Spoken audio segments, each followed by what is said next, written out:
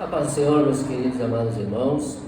Aqui quem vos fala, o presbítero irmão Valdoeiro, Distrito 7, Guajuviras, cujo nosso pastor, o evangelista, irmão Ademir Fraga.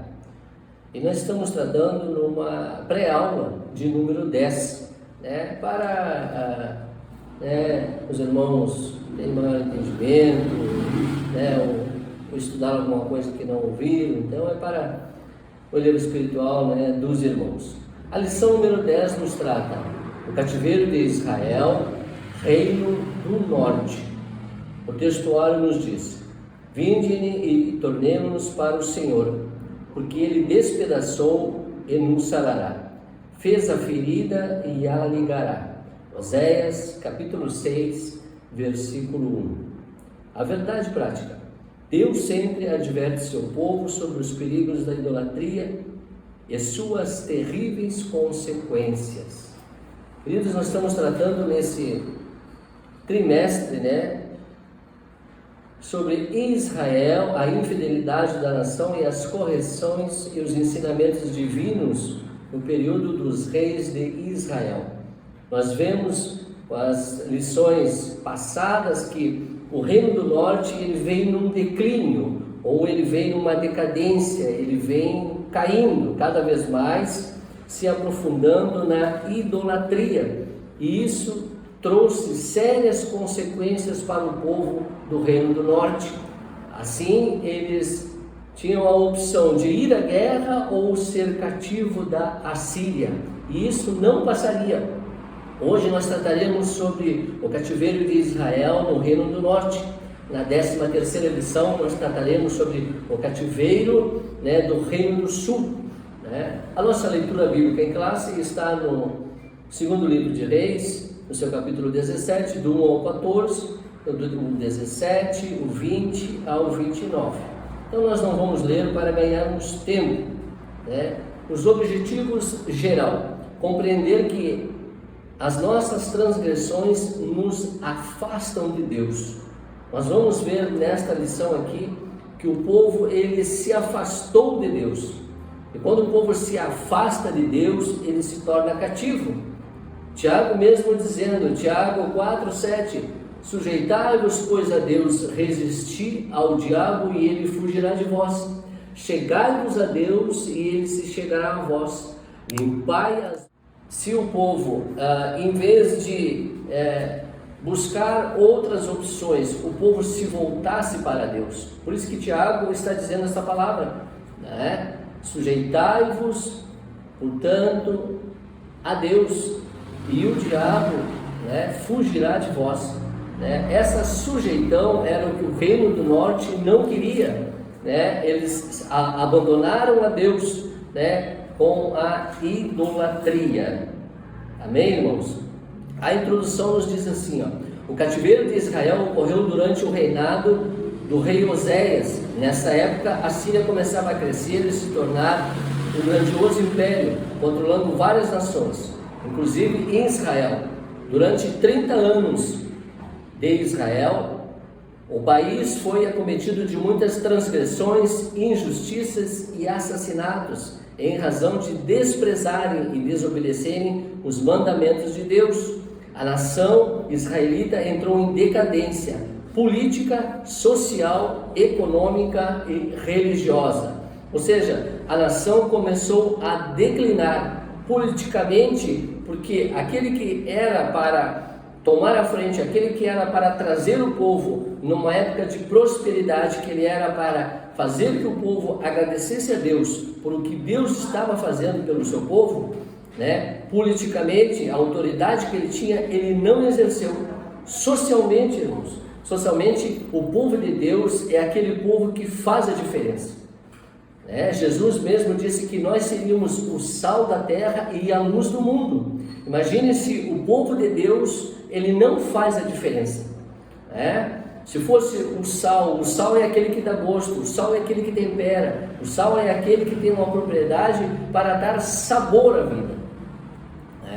Aleluia. E a luz do mundo é para aquelas pessoas que estão em trevas. Se o povo de Israel seguisse a Deus e buscasse a Deus verdadeiramente, né, as outras nações, os outros povos também seguiriam ao Deus de Israel. Amém, irmãos? O tópico 11 diz assim, ó: Samaria é cercada pelo rei da Assíria. 1. Israel sob o reinado de Jeroboão 2. A nação de Israel experimentou a prosperidade econômica e conquistou de territórios perdidos para a Síria, que durante algum tempo dominava a Palestina. Mas infelizmente, conforme nos adverte os profetas Amós e Oséias, esses resultados foram alcançados através de corrupção, injustiça social, hipocrisia religiosa e principalmente o sincretismo, ou seja, a mistura, ou seja, a contaminação do povo de Deus, né? E Deus usou aqui esses dois profetas menores, Oséias e Amós, né? O povo nesse tempo de prosperidade, ele não guardou um bom depósito.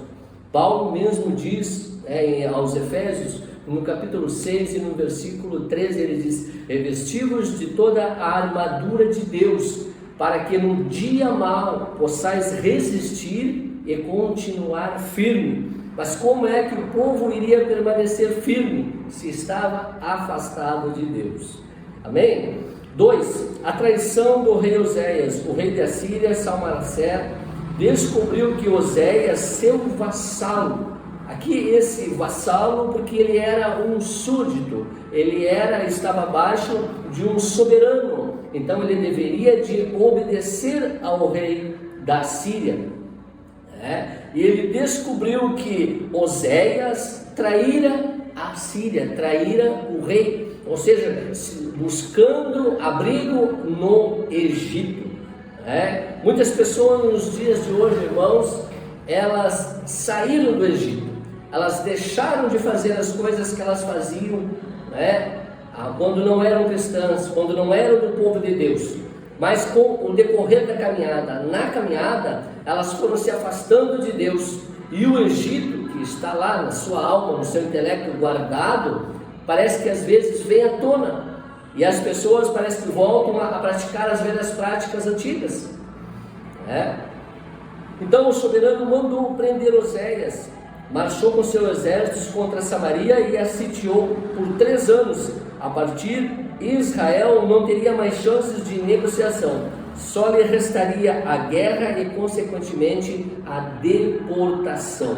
Ou seja, né, porque Israel deixou, né, de acreditar no Senhor, deixou de buscar o Senhor, deixou de confiar no Senhor.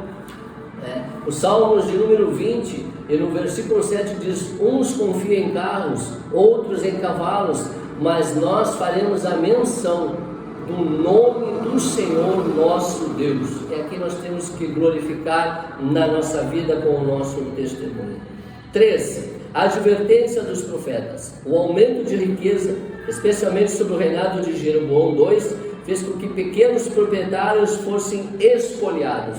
Ou seja, esses pequenos proprietários que tinham propriedades pequenas, eles foram espoliados, ou seja, os seus despojos, as suas riquezas foram tomadas pelo rei da Assíria. A Síria se apropriou disso, né? Enquanto os mais abastados viviam em extravagância, os pobres eram, vilipendiados e permaneciam na miséria. Essa injustiça fizeram com que os profetas Amós e Oséias formalizassem graves denúncias. Todos esses brutais pecados da nação de Israel foram apontados pelos profetas como pesadas advertências ao arrependimento, apelos de misericórdia e o amor de Deus.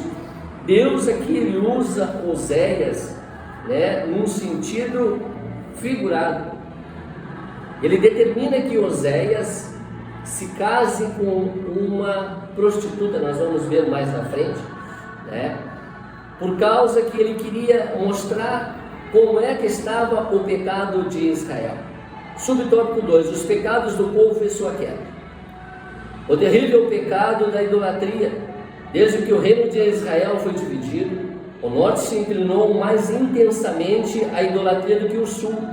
Provavelmente essa foi a razão de Israel ter sido levado para o cativeiro, algumas dezenas de anos antes de Judá. Ou seja, o reino do norte, não dá para entrar nesse tema agora, porque foi duas levas, primeiro para os mais jovens e depois para os mais velhos, mas todos foram cativos, do rei da Assíria. Aqui, Deus está falando, pediu que ele se casasse com uma prostituta e tivesse filhos com essa. Essa prostituta representa a nação de Israel. E aqui, quem é o esposo? O esposo é Deus. E quem é a sua amante? A sua amante viria a ser a Síria e o Egito. Ainda pagava para estar com eles. Hoje se pode ver o mesmo padrão de vida imoral, que o povo de Deus se desvia da genuína dedicação ao Todo-Poderoso.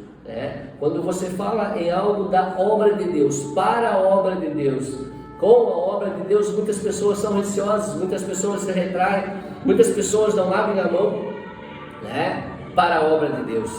Mas quando nos seus deleites, na sua vida cotidiana, ou na sua família, ou para si próprio, eles acabam gastando até a mais do que deveriam gastar.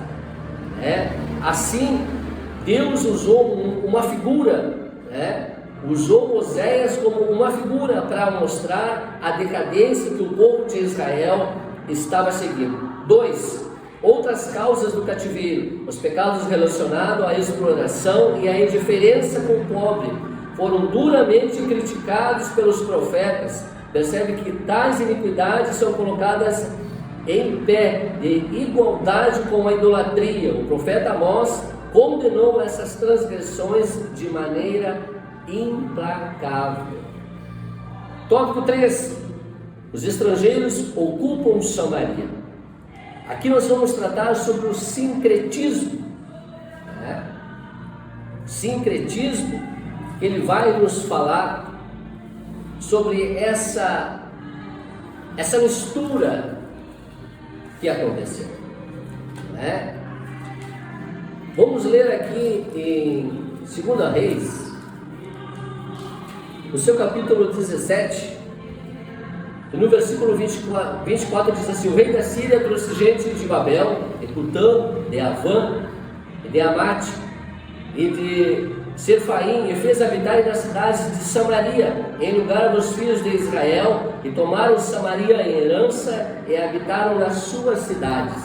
Nos diz a palavra de Deus aqui que Deus se indignou e mandou leões para que comessem essas pessoas. Mandou leões ferozes para que comessem essas pessoas. E o rei ali, ele decidiu, mas o que está acontecendo? Por que está acontecendo isso? E eles explicaram que o Deus, o Deus da terra, o Deus Todo-Poderoso, estava indignado, e que para que isso fosse neutralizado, ele deveria de pegar um sacerdote e que ensinasse a lei do Deus da terra, para que o povo aprendesse a adorar a Deus. Então, por isso que o sincretismo, ele fala sobre isso. Após o exílio de alguns israelitas pobres permaneceram em Samaria, a religião, a política dos assírios era que os territórios espoliados fossem reocupados por povos de outras etnias, promovendo assim uma grande migração. Você vai ver aqui que essa mistura, ela não foi só religiosa. Você vai ver aqui que essa mistura, essas pessoas, elas começaram a fazer altares dentro da sua casa, altares a outros deuses que não era ao Deus de Israel, ao Deus Todo-Poderoso. Porque quando Jesus foi ter com aquela mulher samaritana, lá no capítulo 4 de João, ele diz que aquela mulher, quando ela foi tirar água do poço, e Jesus pediu para ela a água de beber, e ela disse: pois tu, sendo judeu, não sabe que os samaritanos não se dão com os judeus? E Jesus, querendo ganhar aquela vida, salvar aquela alma, ele disse: se tu soubesse quem te pede, tu lhe daria, e ele te daria e eu te daria a água da vida. Aí Jesus explica para ela que é chegada a hora dos verdadeiros adoradores adorarem a Deus em espírito e em verdade, porque Deus é espírito, e importa que os que o adorem em espírito e em verdade. Ou seja, um espírito, ele ocupa um corpo de uma pessoa. Então, um corpo ele não pode habitar dois espíritos. A Bíblia diz: ou nós servimos a Deus, ou nós servimos a Mamon, ou que é o Deus do dinheiro, ou nós escolhemos a quem nós queremos servir. Mas a verdade é que o Espírito de Deus é aquele que intercede por nós, é Ele que está intercedendo por nós a todo momento. 2. Jesus e os samaritanos, apesar do antagonismo entre judeus e samaritanos, Jesus o contemplou com muito amor. Ele deu atenção à mulher samaritana, ele anunciou o reino, fazendo conhecer da fonte que sacia a sede humana de forma definitiva. Amém, meus queridos? A conclusão nos diz assim, faltou advertências para Israel abandonasse a idolatria e fosse poupado do cativeiro. Todavia, nada surtiu efeito. Cada vez mais a nação afundava-se nos seus pecados. A maneira drástica, porém, misericordiosa e amorosa de Deus retornar seu povo ao aconchego do seu amor foi infelizmente conduzi-lo ao cativeiro e à dispersão.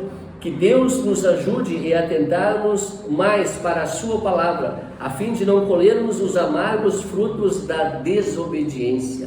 Ou seja, Deus ele nos ama de uma tal maneira, e é eu que devemos de pregar esse amor verdadeiro, que Jesus Cristo ele morreu ali na cruz do Calvário pelos meus pecados, pelos nossos pecados, pelos pecados da humanidade, para que a humanidade tivesse acesso a Deus, para que a humanidade fosse salva por Ele. Então Deus ele prepara todas as coisas. Por que as pessoas, às vezes é necessário elas chegarem lá na beira do poço, para que elas se acheguem a Deus? Por que elas não se achegam a Deus quando elas estão na prosperidade? Ou quando elas estão abastadas, quando elas estão bem? Elas deixam quando estão à beira do poço para se buscar para Deus, porque Deus ele nos ama e Ele permite que isso aconteça na vida de cada um, para que ele possa buscar a Deus verdadeiramente. E Deus quer usar você, professor. Deus quer usar você, professora, para proclamar esse evangelho com poder e com autoridade do nome de Jesus. Que todos tenham uma boa aula neste domingo, no nome de Jesus. Que Deus abençoe a todos.